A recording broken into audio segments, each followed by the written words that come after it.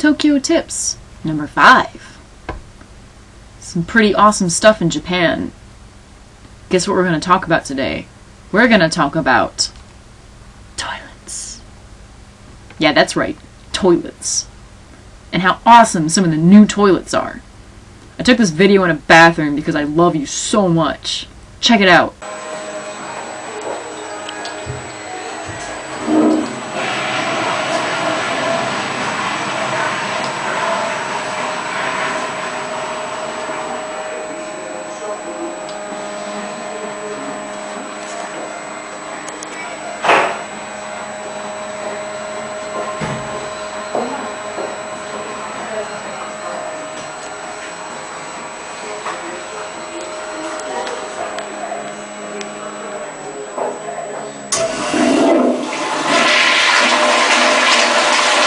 Now, as you can see, that is a women's bathroom. That is a nice women's bathroom. Japan, just like any country, has a range of public restrooms. From, you're in the park, there's a hole in the ground, and there's poop all over the floor. Yeah. What was it? A couple weeks ago, a couple months ago, I was in Yoyogi Park, and there was like, I opened the door, and there's one of those squatter toilets, and I was like, ah, squatter toilet. And I looked down, and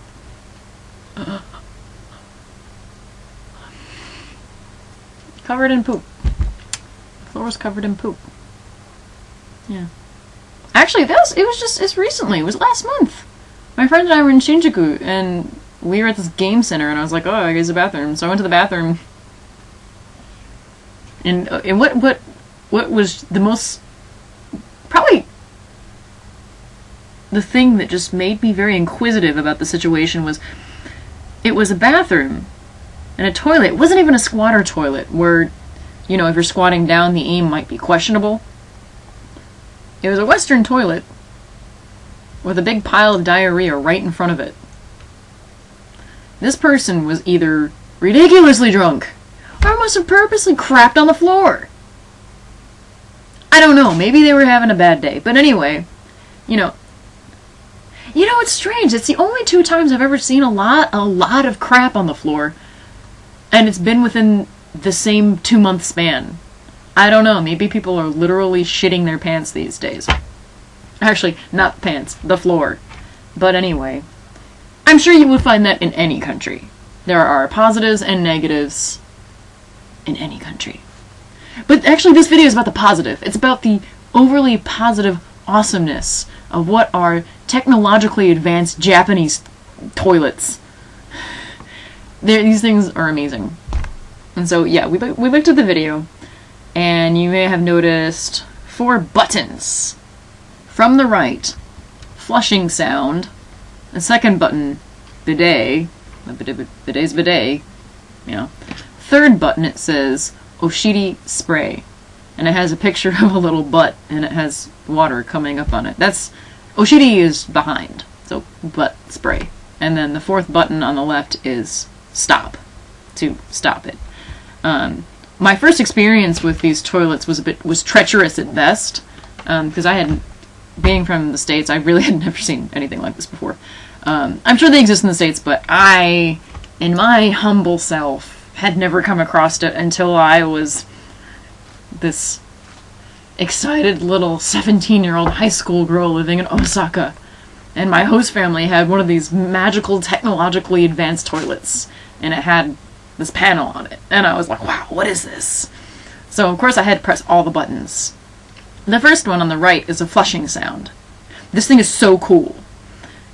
I have this thing, you know, like, when this is really the stem of all of my bathroom problems. I was probably 10 or 11, and my family was traveling cross-country, and we went to this public restroom and a rest stop on the side of the road. You know, it's just one of those places, it's just a normal rest stop. And you know, in the States, there's usually a gap about this big between the floor and the bottom of the door. So a human could easily insert themselves, you know, if they wanted to get dangerously close to the floor, into the stall if they wanted to. Well, who else would want to do this besides perverts and small children? I'm not going to talk about perverts today, but I'm going to talk about small children who just want to be assholes. This kid must have just wanted to be an asshole. So there's this little girl, and I'm trying to, like, I'm sitting on the toilet, I'm trying to pee. I'm probably, you know, 10 or 11 at this point. So I was still a kid, but I was old enough to know better.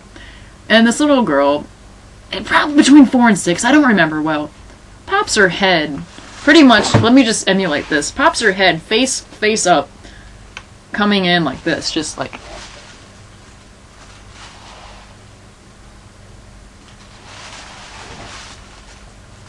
just like that.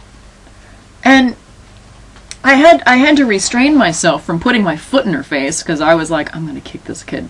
But I was like, alright, I'm the older kid here, I'm not gonna kick this girl in the face. But that experience pretty much permanently scarred me. Like, so I have this thing where I'm like, oh no, I don't like to use public restrooms, people are gonna be listening to me pee. And I'm sure that many people feel the same way, because at some point there was a problem with water conservation in Japan, or at least, or so I hear, or so the story goes, that women were trying to do their business and kept flushing the toilet to cover the sound of it, because, you know, it's not something you want to show off.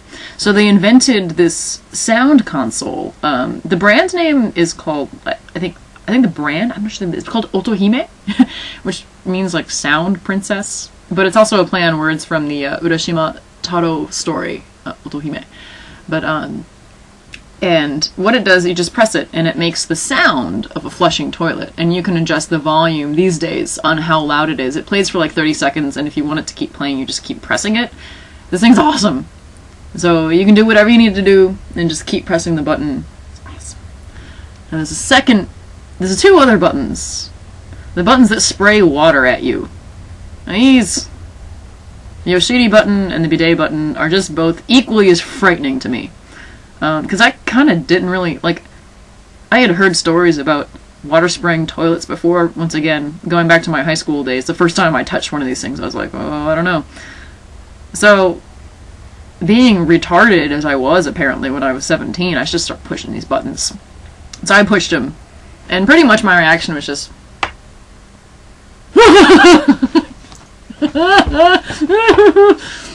try to push the stop button. I'm just gonna stop it at that. Some toilets are really advanced, and like you can control water pressure and temperature of the water. But yeah, one sprays your bum and the other one sprays your fanny. And I mean that in the fanny sense, as in lady parts, not the fanny bum, fanny bum bum fanny. Yeah, and the last button is stop. So anything, I love the flushing sound. It's pretty great. Next up, why I think Japanese toilets are awesome, is the toilet cleaner on the right side. So you can just like get some toilet paper and go shh shh and wipe down that seat for yourself before you even get near it. And so it's just like self-discretion there. I love that. That's great. Also, what's really good is just the flushing sensors. You don't have to touch anything. There's no buttons. There's no creepily wet handle that you have to change, and you're like, why is it wet? Oh god, oh. Yeah, like I always like cover my hand in toilet paper before touching those things, but like just sensor, you just wave in front of it like I did in the video, thumbs up. That's awesome. And they have that in the States too, but like the one that's, I don't like the one that's behind the toilet and it tries to predict when you're getting up or getting down. It flushes at awkward times. I don't like that. That just makes me feel uncomfortable. Like I feel like the sensor's like watching my butt. I don't like that. I don't want to feel like a machine is watching my butt. Maybe I'm just paranoid, but I don't know. I like control it up here with my hand. I like that a lot better. It feels more manual, but not too manual. Yeah. And lastly, probably one of the most beautiful features of the Japanese bathroom, and this happens with amazing, awesome toilets and with the little squatter toilets. And I imagine the reason this is because of the original Japanese squatter toilet. I do not have a video of a squatter toilet here because I didn't happen to have my camera with me recently. I tend to avoid squatter toilets if I can. I'm not used to them. I can use them. I don't like them. They usually, if you have a Western toilet and a squatter toilet, I couldn't say why. I'm not a toilet expert. But the Western toilet stalls tend to smell better. Just gonna leave that to your imagination. Tend to smell a lot better. Or let me say, smell a lot less like excrement. Yeah. Yeah, but this last great feature is the door. And like I mentioned before, the root of all of my insecurities in a public restroom happened because there was a space between the floor and the door. Here, the door, and this happens in pretty much universally almost all public restrooms here. And I can't say 100%, but pretty much every single one I've ever been to is door to the floor. Floor to the door to the floor, all the way up. So you can't have any asshole kids poking their heads under the door, or, and probably in Japan's case, perverts sticking their cell phones under the door. Well, it does happen, but, you know, I've, once again, heard stories. But, and once again, the reason for this is because if you're squatting above a toilet, your lower half is going to be extremely low to the floor, unless you're some kind of magical, like, squat professional person, like, I don't know, gymnast, magical squat person, someone who does squats for a living, which I am not. I'm not a gymnast of any sort. So, yeah, that's nice. So when my butt is hovering right over the floor, at least it's being covered. That's nice. And even in Western toilet stalls, as I showed in the video, it goes all the way down. And that is just something that's just so awesome about Tokyo. Love the good public restrooms here are stellar. I know, like, that's really weird, but it's something that just really makes me happier in my everyday life to a pretty big level. That's all the toilet talk.